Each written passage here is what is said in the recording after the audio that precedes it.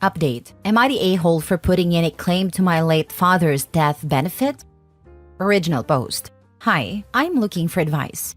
My father passed away on the 1st of March very unexpectedly, and obviously this has caused a lot of heartache. A few days ago, I received a letter through the post from a policy through his work where it was stated that my father's sister had put in a claim for the death benefit, as she was next of kin at his work. I am next of kin legally, and also would like to state for the record that me and my father had an excellent relationship. She never mentioned the policy to us, or wrote down on her form that my father did not have children, which it clearly asks, and instead sent the form as if she was his only relative. The company found out that I existed only because I'm the informant on his death certificate and has asked if I wish to make a claim. I contacted my aunt about this, and she has doubled down and said that my father would have wanted her and her alone to receive this large sum of money, and has told me not to put in a claim. I am putting in a claim regardless and told her this, and it has caused a huge rift with her family. So much so that a cousin contacted me and said that my dad would be ashamed of me for putting in a claim, and then went on to attack my autistic 24-year-old brother, telling him that my father would have been ashamed of him because he was unable to carry his coffin at the funeral. It just seems that this has gotten completely out of hand, and I along with my brother are being attacked over money. Surely the company wouldn't have contacted us if it were his wishes to give her 100%. Edit. I forgot to mention that my aunt said she received an email from my dad's workplace saying it was his wishes to give this money to her, and she had a signed document from him saying this. But when I asked her if I could see the document, she sent me a blank template of wishes from the company website which had no writing on it, no expression of wishes, and no signature from my dad, which is confusing. We also told her that we may not receive anything in the final decision, which we are fine with, but it potentially could be split even between me, my younger brother, and her. She wasn't happy to even consider it going 3 ways either. And that is where the abuse began from that side of the family. I just don't know, and this has been keeping me up at night with stress. Am I the a-hole? Now for the top comments before reading the updates. Not a-hole. Your aunt's family sounds like a bunch of greedy a-holes. Do not let them bully you. Make sure you get the benefits that you are owed. Why would she even think she deserves it when dad has 2 children? Not a-hole. She is robbing an autistic child of her own brother? Her daughter sent my brother vile voice notes, telling him that my dad would be ashamed of him because he couldn't carry the coffin due to his autism, that he is lazy and should get a job when he can't work, and that he's a thief. It has made my brother so distraught that he is refusing to put a claim in, as he thinks my father hated him when this is not true. My dad loved the bones off my brother. Those words never left his mouth. All lies. My dad may not be here to protect him, but I am, and I'll always protect him. Nah, to hell with your aunt and cousin. Don't you dare split anything with these vile bastards. Put in your claim, get your deserved death benefits, and cut these monstrous vultures from your life. Your aunt made a dastardly and calculated move filing that paperwork, claiming he had no children, knowing she'd never get the claim otherwise. If the claim was meant for her, she would have been listed as a beneficiary specifically. Mini update. I phoned a company this morning and they have no record of an expression of wishes that my father wrote, only that she was next of kin at his workplace. So she not only lied that it was my dad's wishes for her to have this money, but she also lied that she received an email from the company stating this. The woman on the phone said, "You are his daughter. You have a right to make a claim." And also to tell my brother to put his claim in, which she will be doing now. Now for the update 2 months later. Hi everyone. I just thought I would give an update on the situation. My aunt put in a claim to receive my father's death benefit from his workplace in April behind our backs and stated that my father had written wishes for his money to go to her and her only. She said she had a copy of an email with a signature, signing over 100% of this to her. But when asked, she never sent us a copy of these supposed wishes. We later found out this was a lie. There were no wishes. And the only reason she was able to put in a claim was because she was listed as next of kin at his workplace. This caused a huge rift within the family and ultimately ruined relationships that will never be repaired. Even when we offered to split it 3 ways, she wasn't having it and doubled down on the fact this money was hers. Then her family began attacking us over social media. My brother and I received nasty abuse as we put in a claim. We're told my dad would be disappointed in us, that he would be ashamed, and that the payment was to go solely to her. My brother, who is autistic, was told he was disgusting for not carrying my dad's coffin, even though this emotionally would have destroyed him beyond repair. He was told he was nothing like my dad, and that my dad called him a crap son, which is a lie. He is an amazing young man, and my dad would have been proud of him for even being able to attend a funeral. And also for cutting his hair for the first time in 11 years to make our dad proud. I've reminded him of this, as these nasty words have stayed with him, causing him emotional turmoil thinking that my dad hated him. He is getting better emotionally now with support from me, my mom and close family friends, and realizes our dad had nothing but love for him. Well, after a couple of stressful months, I'm happy to say that my brother and I received everything, and she got nothing, not a penny. We have not split the money with her and will never speak to her again. My brother will live comfortably now and will be taken care of, which is what my dad really would have wanted. Thank you to everyone for the support in the original post who put my mind at ease and reminding me that I was not in the wrong. My brother, who is autistic, was told he was disgusting for not carrying my dad's coffin, even though this emotionally would have destroyed him beyond repair. You can always rely on family to invent new ways to bully anyone who doesn't fall in line. She's just evil. Stealing from the children of her dead brother. Stealing from her autistic nephew? It makes me sick and infuriated. I have an autistic nephew and cannot imagine stealing money from my brother's estate and cyberbullying them. My dad died last year and it was tough. I'm only 26, so I braced for the absolute worst family-wise because he told me how when his grandma/adoptive mom died, he finally got the courage to go to her apartment after months to find it trashed and empty. Her other family had gotten there before him. They assumed because she was living in a New York City apartment that she made a lot of money and had it hidden. They didn't realize he was the one paying for everything. They stole everything and trashed the place looking for hidden money, when he, not her kids, but her grandson was supporting her fully because she raised him. Can always count on family to be absolute vultures when someone dies. Horribly sad. Woof, money really brings out the worst in people, especially family. Why is it always family, god damn it? Is it the sense of entitlement that makes them so bold? People like the ants at least have the good grace to not go after a random stranger's money, sure, but it's not like this is really any better. It's always family because they have access to information about the inheritance and have more excuses to justify their share of the inheritance. Sad, but true. Next story. Am I the a-hole for refusing to lend my sister-in-law money because she got the house I was expecting to go to all of us? Years ago, my wife and I moved back to live near her elderly parents. We bought a house a couple of streets over from them for about $300,000.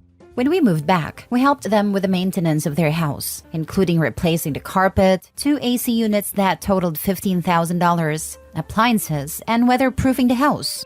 In all, we spent about $75,000 to make their house more comfortable in the remaining years, with the understanding that once they pass, the house will be sold, so that we get our money back then split the rest of the money evenly between the siblings.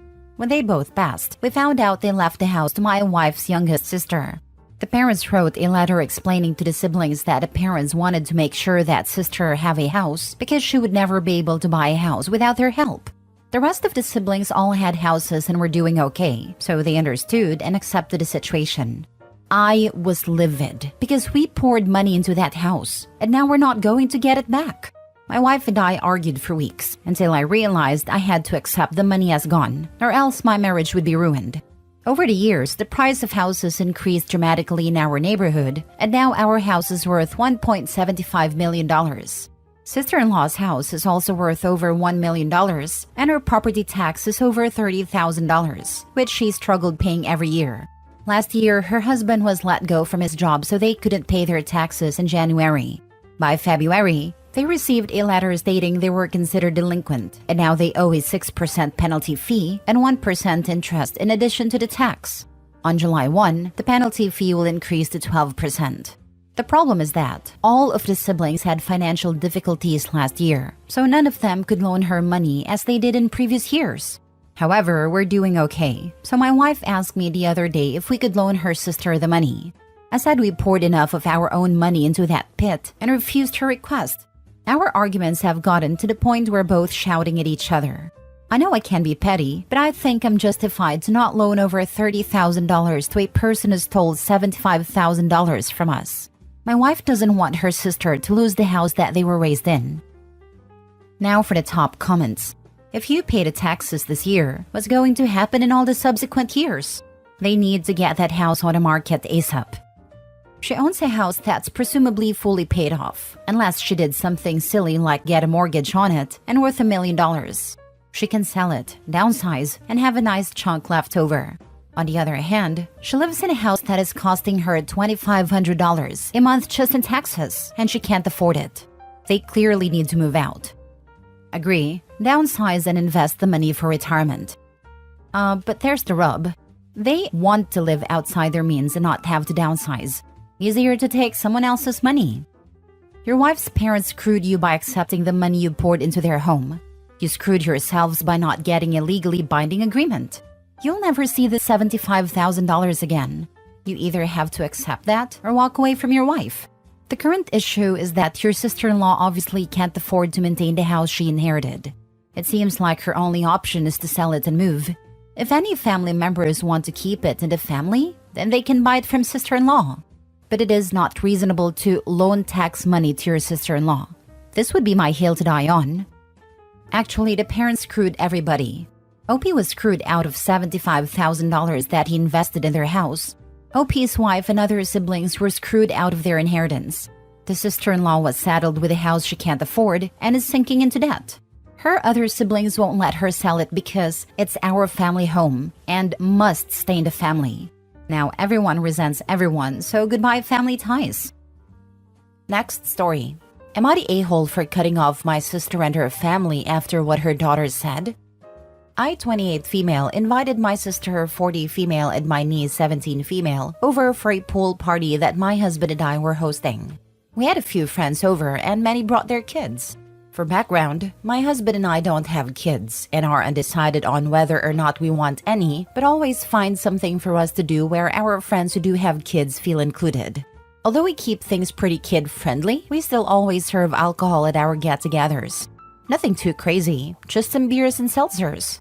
My sister wasn't able to stay for long as she had work later in the night. I told her since her 17-year-old and her 12-year-old were having fun that they could stay the night, and I would take them home in the morning.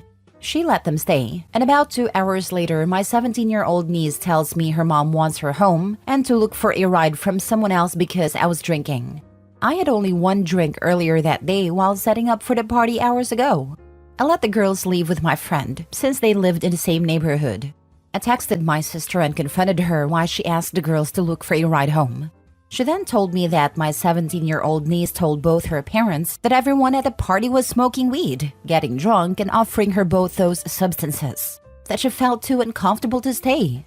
It was a small get-together of around 15 adults and their kids. Nobody was smoking, and absolutely nobody offered her anything. Most of my friends had watched her and her siblings growing up, so it wasn't like they were strangers to my sister or her kids either. Everyone there had their kids who work in respectful positions, including myself. I work in law enforcement, and something like that rumor could cost me my job or even one of my guests' jobs or kids. My sister then told me that she doesn't think what her daughter said wasn't true, and that my niece even told her that my friends and I did nothing but talk bad about my sister behind her back after she left. Again, another lie. My brother-in-law then became involved and told me that it was no place for him to say who was saying the truth, as everything was all he said she said, and that is sorry that I'm upset. I was livid to find out that my niece would not be disciplined for spreading such rumors, and that they would even believe something like that. I was always the first person they would call to control any situation where my niece and her parents would be fighting or she would run away.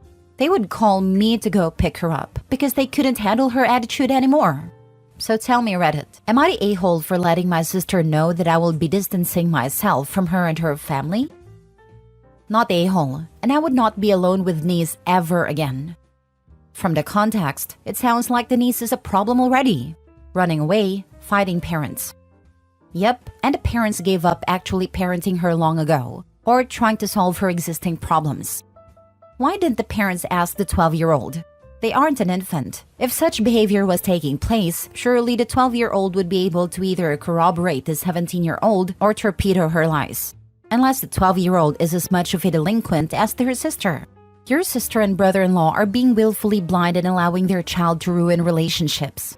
Being in law enforcement, I'm sure you know if you can record private interactions in your jurisdiction without the other party's consent. But I wouldn't be around a 17-year-old again without multiple witnesses or video evidence. What a toxic little liar. Not a-hole. My guess is the 17-year-old threatened the 12-year-old. As a younger sister, I can pretty much guarantee this. Edit. Thank you all for your comments. We do have cameras in our pool area and I will be showing and sending footage to both my sister and brother-in-law. Also, they both work in law enforcement as well and do know what these type of accusations can do to mine and my husband's careers. Another detail to add is that they themselves have been contacted by the school for accusations my niece has said about them, and vice versa, where they had to contact teachers for something my niece accused them of as well. I understand being a parent and standing by your child's side, but they've had to deal with this situation before. Last edit/mini update. 1. My niece is in therapy and has been for a couple of years. It was suggested by her school counselor, and her parents found a therapist, and she sees them like once or twice a month. She has a really bad perception of therapy, as her parents say therapy does not work and is only for crazy people. And now she seems to have the same perception. 2. Not everyone in law enforcement is a cop. Lol. I work more in the clerical side of my department. I'm finishing up school to be more in the psychology side of things. Whereas my sister and brother-in-law work more hands-on with inmates. 3. I told my sister about the cameras and emailed her any and all footage from the backyard in front. She then told me that I was being overdramatic with the whole situation and that we all know her daughter lies. I reiterated how lies like that could cost me my job or my friends' jobs, and she said, "It's not like you have a real law enforcement job." She said that she doesn't feel like an apology is necessary. I didn't feel like fighting anymore and decided that no contact would be best for now. 4. Throwing this in here since it's on the same topic, I spoke with my brother, 26 male, about the situation. Growing up with 3 older sisters, he always knew how to stay out of the drama and always be neutral with all of us. He lives a state away and we don't have much contact besides the occasional "how are you" texts. I told him about the situation and asked how he would handle it. Come to find out, she did the same to him at my wedding about 8 months ago. My brother works with kids, and that could have cost him his job as well. My niece told her parents my brother was sneaking her drinks and they believed her, even though they were at my wedding as well. He said he went no contact after that, since he didn't think the drama was worth it as he lives a whole state away, and doesn't really come visit unless it's for Christmas. Which he didn't this past year, but we all thought it was because he had just been in town for my wedding.